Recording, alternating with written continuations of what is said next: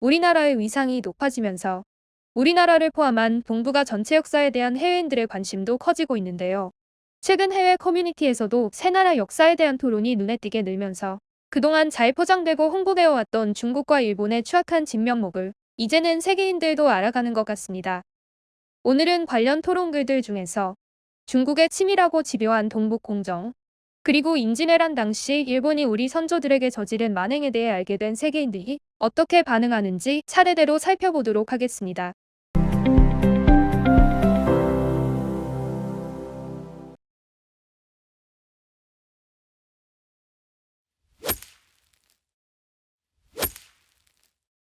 중국이 이미 2002년부터 고구려를 자기 역사로 둔갑시키려 했다는 사실을 난 오늘에서야 알게 됐다.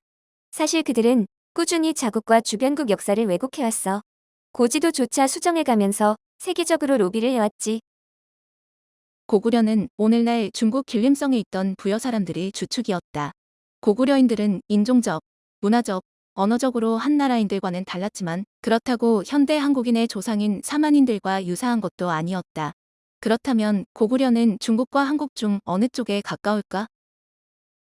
당시 고구려는 중국의 영향권 밖에 있는 나라였다. 고구려가 중국의 일부였다면 두 나라가 대규모 전쟁을 벌이진 않았겠지. 또 신라가 고구려를 통일의 대상으로 간주했고 중세시대 고려가 신라 대신에 고구려를 본따 국호를 정한 걸 봐도 대대로 한반도 사람들은 고구려를 조상국으로 생각했던 것 같다. 게다가 고구려가 위치했던 만주는 청나라 이전까지는 중국 땅이 아니라 고구려, 거란 여진, 선비족의 땅이었지. 2002년에 한국인들이 붕괴할 만한 사건이 있었지. 고구려는 중국의 소수민족 국가이며 그 역사는 중국사의 한 부분이라고 중국이 결론지었던 것. 최근에는 한국 문화 전반에 대한 중국의 원조 주장까지 겹치며 양측의 갈등이 고조되고 있다. 중국은 최근 한국의 전통 복식이 중국 거고 몇몇 역사적 인물마저 중국인이었다고 강변한다. 서방 사회는 중국이 뭘 하는지 전혀 무지한 와중에 중국의 문화 도용은 이렇게 교묘히 확대되고 있어. 칭기즈칸이 중국인이었다고 주장한다는 루머도 있던데 중국이 한국 문화를 도용하는 걸 보면 충분히 그러고도 남을 거다. 프랑스 어느 박물관에 칭기즈칸 전시회가 취소된 적이 있었지? 칭기즈칸을 중국인이 아니라 몽골인으로 명기했기 때문에 중국 측이 압력을 넣어서 못 열리게 했다는. 중국의 동북공정은 한국 문화가 아시아 전체에서 인기를 끌기 시작하자 더욱 맹렬해졌다. 월드컵을 기점으로 한국이 점점 더 유명해지는 걸 중국이 가만히 보고만 있을 순 없었겠지. 중국은 한국사의 고구려에 대해 강한 콤플렉스를 가지고 있는 것 같다. 중국을 통일했던 강대국 수나라가 40년 만에 멸망해서 풀뿔이 흩어졌던 주된 이유가 바로 고구려 정벌 실패거든. 이 때문에 중국 정부는 고구려가 중국의 일부였다는 왜곡된 주장을 하면서 자기 역사 교과서는 물론 해외 역사 교과서에까지 손을 대려고 하고 있다. 문제는 일본의 역사 왜곡에 대해 그토록 민감한 한국 정부가 중국의 역사 왜곡에 대해서는 별로 관심이 없다는 것. 중국이야도 고구려와 백제가 자기 거라 하고 일본은 가야와 백제가 자기 거라 하다 보니 위키피디아가 왜곡을 견디다 못해 고구려, 백제, 가야에 대한 내용은 수정이 아예 불가능하게 막아버렸다는 사실. 요즘 중국 학생들은 중국이 6천년 전부터 주변국들에게 문화와 문명을 전수해줬다고 배운다. 자신들도 제대로 알지도 못하는 중국 역사를 뽐내는 중국인들이 많다. 그 위선과 무지란. 역사 팟캐스트를 운영하는 미국인인데 나는 고구려가 한국 역사의 일부분이라고 믿는다. 고구려인들의 이름만 봐도 중국과는 다르잖아.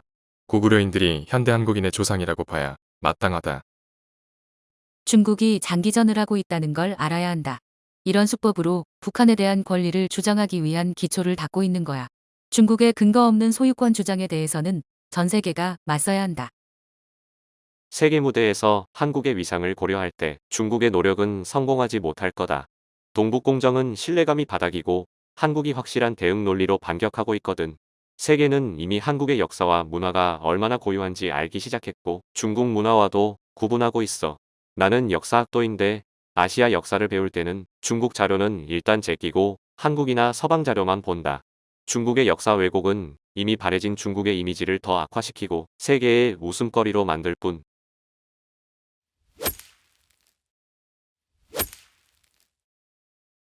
일본 교토에 있는 무덤 미미즈카에 38,000명의 한국 군인 및 민간인의 코가 묻혀 있다는 사실을 오늘에서야 알았다.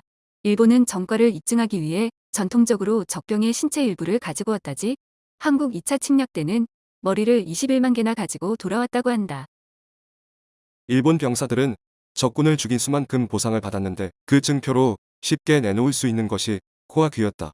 보상을 정확히 하려면 적병의 어느 쪽 귀를 가져와야 하는지도 사전에 분명히 해뒀겠지. 전에 내가 갔던 교토는 일본 여행의 정점을 찍는 아름다운 곳이었다. 그런 도시에 이런 역사가 숨겨져 있었다는 건 전혀 몰랐었네. 알려줘서 고마워.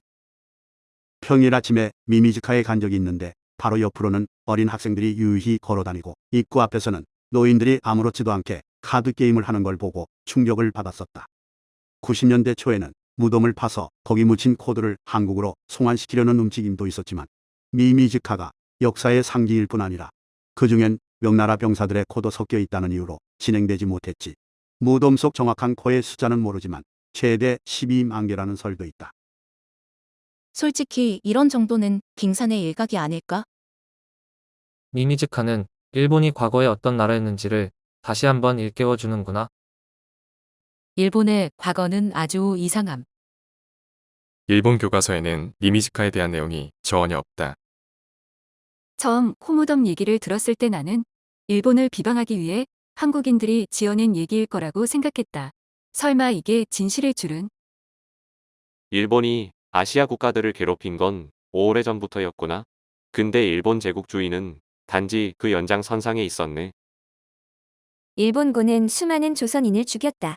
도자기, 고대 유물, 서화, 불상을 훔치고 숙련된 도공과 화공들, 심지어 학자들까지 납치했지. 그런데도 일본인들은 한국인들이 왜 자기들을 싫어하는지 모르는 것 같다. 앞으로 아무리 더 많은 침략과 학살을 자행한다 해도 이건 변하지 않을 듯. 나 같은 사람은 다른 사람의 코나 귀를 자르는 건 죽었다 깨어나도 못할 것 같은데. 일본이 이렇게나 가학적인 나라였군. 과거의 만행을 기억하는 상징물로 무덤을 잘 보존해서 교육에 활용할 수도 있을 것 같다. 그런데 지금 일본이 미미즈카를 계속 두는 이유는 반성보다는 오히려 과거 전공을 자랑하려는 의도인 것 같네. 특성상 일본인들은 미미즈카를 부끄러워하기보다는 찬양하고 있을 거다. 일본인들 중엔 일본이 전쟁 범죄자였던 건 사실이지만 원폭을 당함으로써 그동안 지은 모든 범죄의 대가를 치루었으니 더 이상 어느 누구도 일본을 미워해서는 안 된다는 사람들도 있다. 전쟁 범죄 자체를 인정하지 않는 대다수 일본인들에 비하면 그나마 낫지만 일본과 만행이라 이보다 더 어울리는 한상이 있을까? 고든 램지와 소금, 미국과 총기, 마카로니와 치즈 정도. 중국과 일본 역사에 가려 한국 역사는 영어 번역본이 거의 없는 현실. 1980년대 중반 이후 한국 이민자들이 급증하기 전까지 한국은 우리 캐나다의 중요한 나라가 아니었다. 일반적으로 자기 나라에 영향을 주는 역사만 배우기 때문에 당연한 결과지. 앞으로 한일 간의 전쟁이 일어난다면 어느 쪽이 이길지는 모르겠지만 확실한 건 그 전쟁은 인류 역사상 가장 잔인하고 참혹한 전쟁이 될 거라는 거다. 두 나라 간의 전쟁이 나지 않게 세계가 도와야 할 듯. 이상 해외 반응이었습니다. 끝까지 시청해주셔서 감사합니다.